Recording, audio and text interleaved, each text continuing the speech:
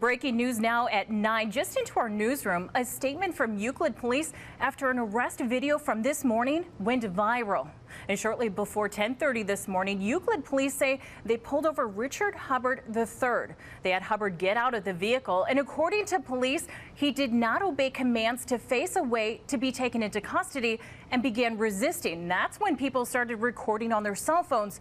Just a warning, this video may be hard to watch. That's what they do. That's what they do, though. Euclid police tell us this incident was captured on dash camera. The arresting officer has been placed on paid administrative leave pending an investigation. Tonight, they gave us this statement saying this entire incident will be reviewed in detail so that the public can have a full and open understanding of this series of events that eventually led to this violent encounter.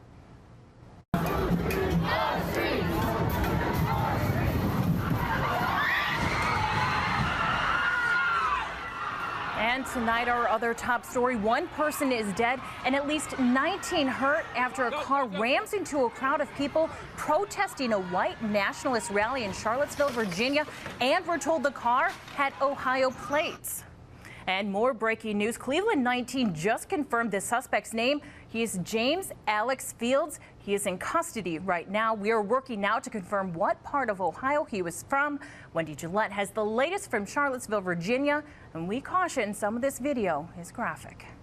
And authorities say 15 other people were injured during clashes as people gathered for the rally this morning.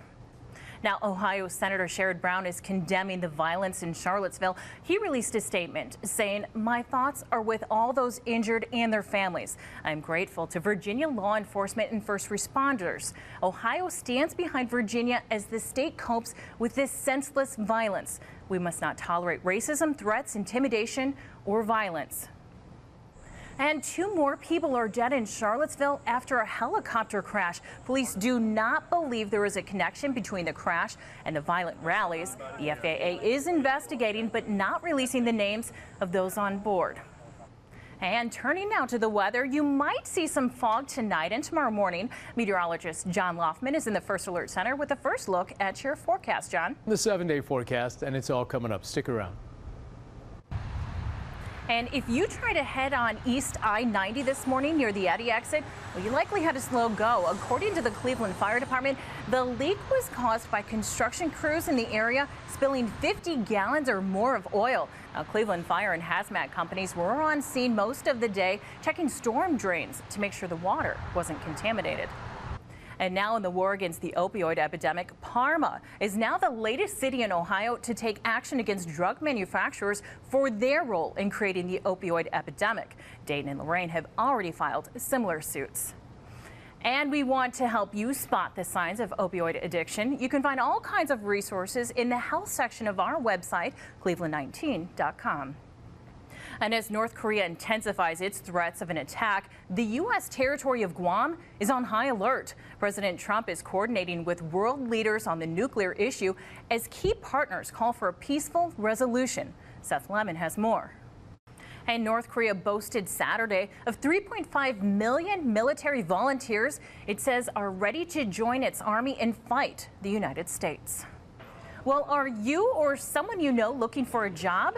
JobApplications.com, a Canton-based company, hosted workshops at Cleveland State University. And the workshops are free to help college students and local job seekers to get help on resumes, social media presence, and gain confidence for those important job interviews.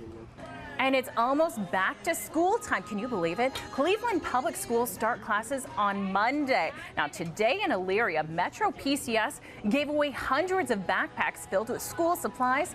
And to get the year started off on the right foot, they held a meet and greet with UFC champion Stipe Miocic. And coming up on Cleveland 19, remembering Trooper Velez. We'll show you how his friends and family are honoring him. We're continuing to follow the latest out of the protest out of Charlottesville, Virginia. And in Northeast Ohio, local groups are putting together a rally to show solidarity. Sia New Yorker is there. She's getting answers live right now in Cleveland Heights. Sia. Thank you, Sia, especially since we know that there is the Ohio connection. Well, 2 days after a jury found the man who hit and killed Ohio State Trooper Kenneth Velez not guilty, Family and friends gathered to raise money in Trooper Velez's name.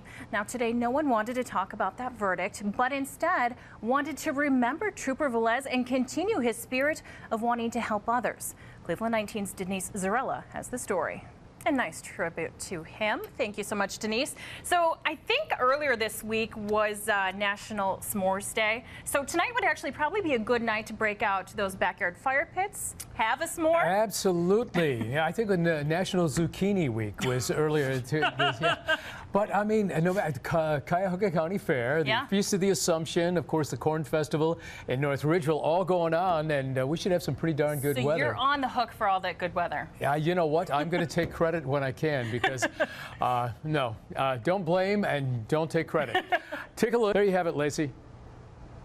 You don't have to sneak out the back door no more. As we were just talking about some of those festivals, check out the 39th annual Glenville Community Festival at Sam Miller Park. Now they say it's a way for people to come together to mark the rich history and heritage of the so-called Gold Coast of Cleveland. And one of the most popular festivals in Cleveland kicked off today in Little Italy. The Feast of the Assumption runs through Tuesday. More than 100,000 people are expected to pass through the neighborhood to eat, drink, probably eat some more, and celebrate the Assumption of the Blessed Virgin Mary. Now, it's the 119th year for the event that commemorates Mary being taken into heaven. And next on Cleveland 19, if you want a road trip for a good view of the solar eclipse, well, it's not too late. We'll tell you how other cities are prepping for the big event. Now, here's one for you, John. And cauliflower controversy. You've heard of riced cauliflower, right? Well, when the veggie is shredded into tiny bits as a substitute for rice with less than 15% of the carbs, rice farmers say it's confusing consumers and impacting their sales.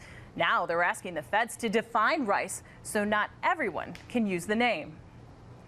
And coming up on Cleveland 19, most parents are familiar with picky eaters. I know I am. But couldn't it be something more? That story is next.